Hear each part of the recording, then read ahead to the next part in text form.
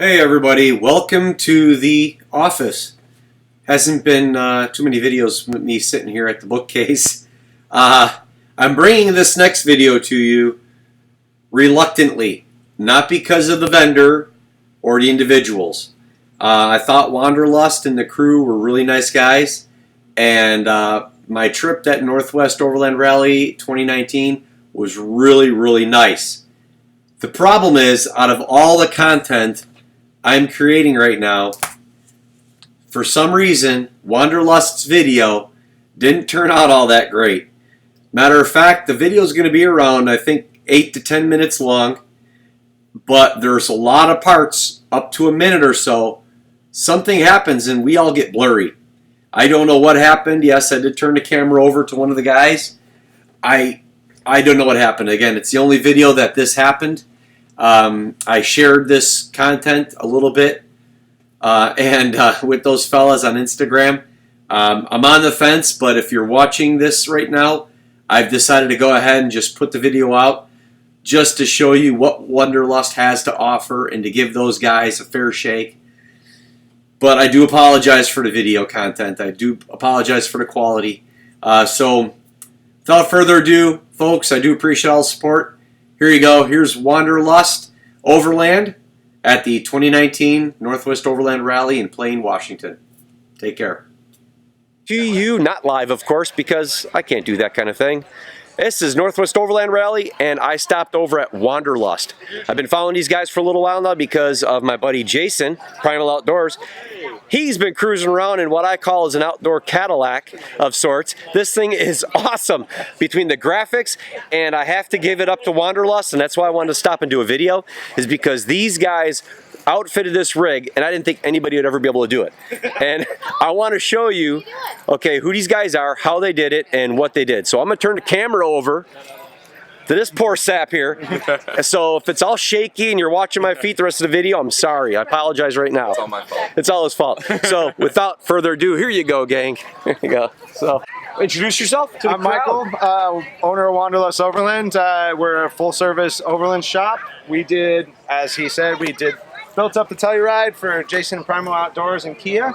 And yeah, that's, we pretty much, obviously you can see, we'll run what you brung. We'll go with whatever you got. So. And when I saw I was following you on Instagram, watching all your shenanigans, doing stuff, and I'd have to say, check him out on Instagram. It's just Wanderlust. Hold on, there's an underscore? It's Wanderlust _Overland. Overland, that's what it was. Check them out because you're going to have to see exactly what they did. I'm going to pause that. I'm going to give you the screen so you can see better. I forgot to flip that over. There we go. There we go. So you got to check them out real quick. Yeah, quick short edit right there. But one of the key features is they took a vehicle that was brand new that Kia put out. Okay, the Tonkin guys sent it out down in Oregon and handed it over. Now, my first question is, can you do this to anybody's rig, no matter what it is? Just say, hey, make me an overlanding rig? With exceptions. There's probably some exceptions. Would we be willing to try? Absolutely. Jeep, the Jeep Trailhawks. Oh yeah, absolutely. Well, Subarus, the Jeep Trailhawks, any of those. If you got a vehicle that you want to be able to get outdoors better, sure, we'll try and tackle it. And you guys put a winch on the front of this thing.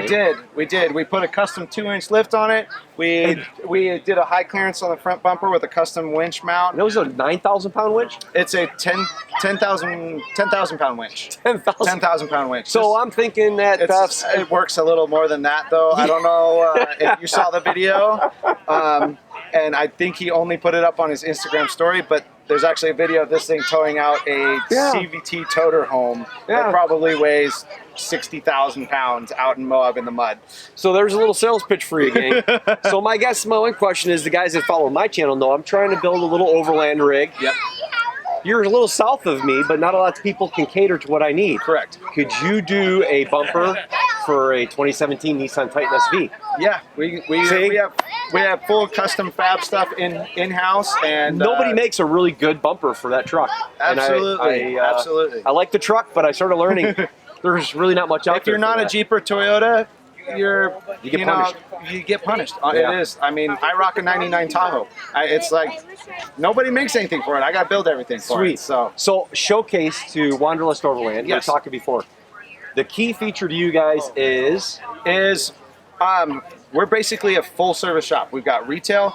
We work with a lot of manufacturers across the U.S. So all kinds of U.S. made bumpers and that sort of thing. We focus on U.S. made products, stuff that you can't go down and buy at like 4-wheel parts. That's good. And like I said, I used to be a Jeep guy. I've owned all kinds of different vehicles. We've gotten into the imports, obviously, and so we're well versed in all kinds of vehicles. Nice. So we don't have a real specialty, which is pretty great. That is good to sound, because you get anybody like me. What if somebody's got I see people that have very unique rigs, and as I'm walking around here, there's cars I would have never thought people would use. Correct. We were just talking a while ago about some Astro vans, hanging out and stuff like that. I'm like, this is pretty slick. Yeah. But you'd be able, if somebody says, hey, I got this, you got limitations, of course. Yeah, but you can still work with them. Yeah, we're a small shop, so we have limitations brought on by being a small shop, having time or certain things. But we also have made relationships locally to be able to close some of those gaps that we might not be able to do in-house. But we work with some really great companies to help out with that. And so we can do the custom fab. We do electrical, solar. We've done some of the van conversion stuff, not as much as the build outs, but like we do a lot of the extra battery systems and that sort of thing. So if a guy had a 2017 Nissan Titan, needed a second battery. Correct. Right, exactly. We could make that happen.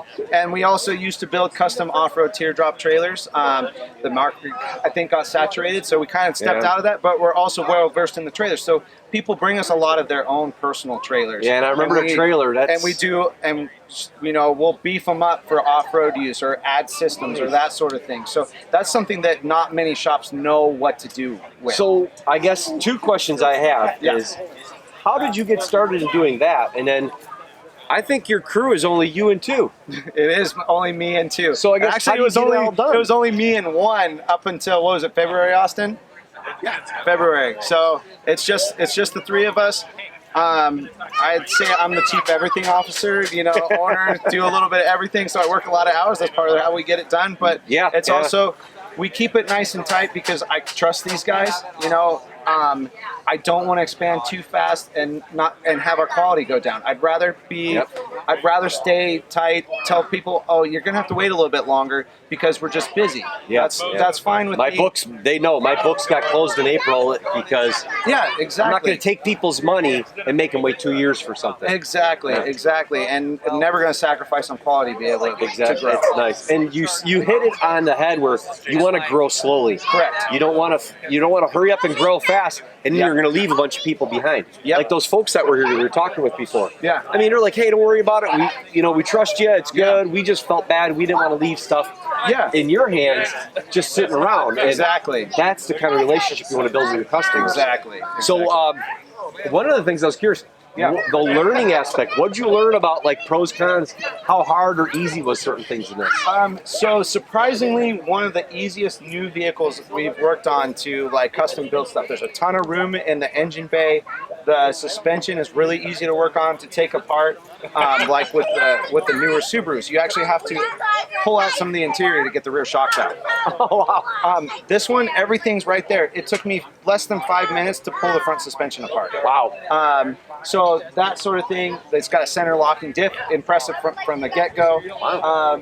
And just a ton of room to work with stuff. Play around. As small as this is. Yeah, I'm sure you'll have to get a video of the engine compartment because I've never seen that much room in an engine compartment since like the 60s. That was.